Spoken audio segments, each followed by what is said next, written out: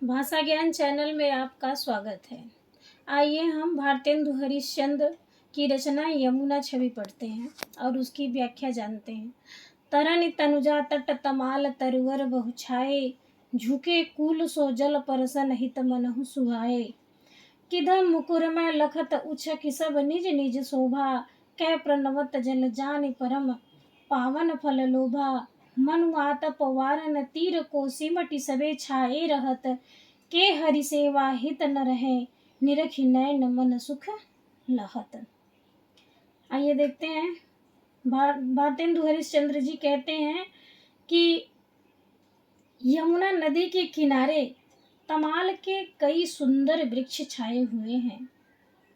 तरनि तनुजा, तरनि तनुजा माने होता है सूर्य की पुत्री यमुना। तरनि तनुजा यानी सूर्य की पुत्री यमुना, यानी यमुना नदी। तट माने किनारा, तमाल माने तमाल के एक तमाल नामक वृक्ष होता है, ठीक है। तरुवर बहु छाए यानी बहुत से वृक्ष छाए हुए हैं और उनकी डालियां किनारे की ओर झुकी हुई हैं, जिन्हें देखकर झुके कूलसो जल परसन हित मनहु सुहाए। जिन्हें देखकर ऐसा लगता है मानो वे यमुना के पवित्र जल का स्पर्श करना चाहते हों, या वे वृक्ष जल रूपी दर्पण में अपनी शोभा देखने के लिए मानो उचक उचक कर आगे की ओर झुके हुए हों। कह प्रणवत जल जानि परम पावन फल लोभा। कह रहे हैं कि यमुना के जल को पवित्र मानकर उत्तम फल की प्राप्ति के लिए झुककर उन्हें प्रणाम करना चाहते हैं। मनु आतप वारन तीर को सिमटि सबे छाए रहत।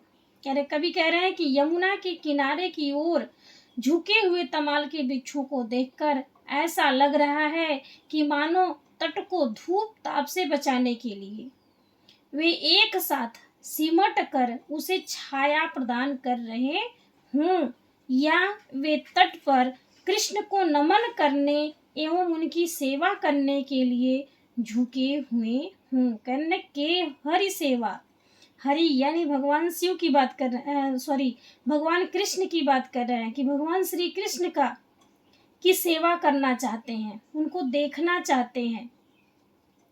निरख नैन मन सुख लहत।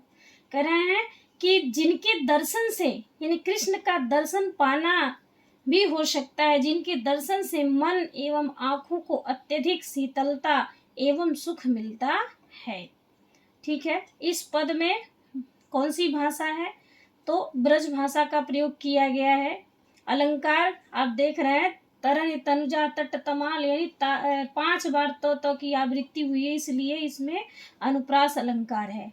और संदेह यानी उत्प्रेक्षा अलंकार भी है, गुण माधुर्य गुण है। ठीक है। तिन पे जेहि छिन चंद ज्योति राका निस आवती, जल में मिलके नभ अवन लो तान तनावती। होत मुकुर में सबे उज्ज्वल स इक ओभा, तन मन नैन जुड़ात देखी सुंदर सो शोभा। सो को कवि जो छवि कही सके, ता छन यमुना नीर की मिल अवन और अंबर रहत छवि एक सी नभ तीर की। यहाँ देखिए यमुना के जल पर जो पूर्णिमा के चांद की किरणों के प्रकाश पड़ रहे हैं और उससे जो सौंदर्यता उत्पन्न हो रही है, उसका कवि वर्णन कर रहा है। कि कवि कह रहे हैं कि पूर्णिमा के चांद की किरणें जिस क्षण यमुना के जल पर पड़ती हैं, तो उन्हें देखकर ऐसा लगता है मानो ये किरणें यमुना के जल में मिलकर पृथ्वी से और आकाश, कह रहा है अवनिलोतान, अवनि माने पृथ्वी होता है, नभ माने आकाश, यानी पृथ्वी से और आकाश तक एक तंबू सा तान देती है। तान तनावती, तंबू सा तान देती है। होत मुकुर में सबे तबे उज्ज्वल इक ओभा। कह रहे हैं कि उस समय इन किरणों का उज्ज्वल में प्रकाश दर्पण के समान प्रतीत होता है। यमुना की इस अनुपम सुंदरता को देखकर तन मन नैन जुड़ात देख, तन मन नैन जुड़ात देख सुंदर सो शोभा। कह रहे कि अनुपम सुंदरता को देखकर तन मन एवं आंखें यमुना की इस सुंदर अनुपम सुंदरता को देखकर तन मन एवं आंखें शीतलता एवं सुख का अनुभव करती हैं। ठीक है।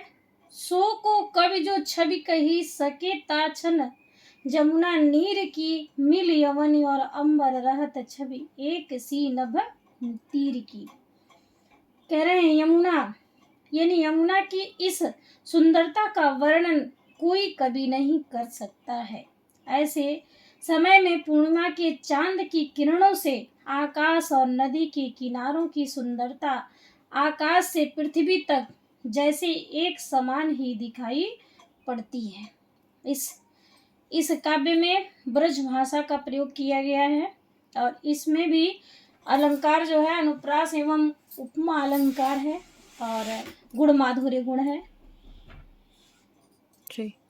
परत चंद्र प्रतिबिंब कहूँ जल मधि चमकायो, लोल लहर लही नचत कबहू सोई मन भायो, मनुहरि दर्शन हेत चंद्र जल बसत सुहायो। परत चंद्र, ठीक है। कवि कह रहे हैं कि यमुना के जल के मध्य, मध्य माने मध्य में चंद्रमा का प्रतिबिंब यानी छाया चमकता हुआ दिखाई पड़ रहा है। लोल लहर लही नचत कबहू सोई मन भायो।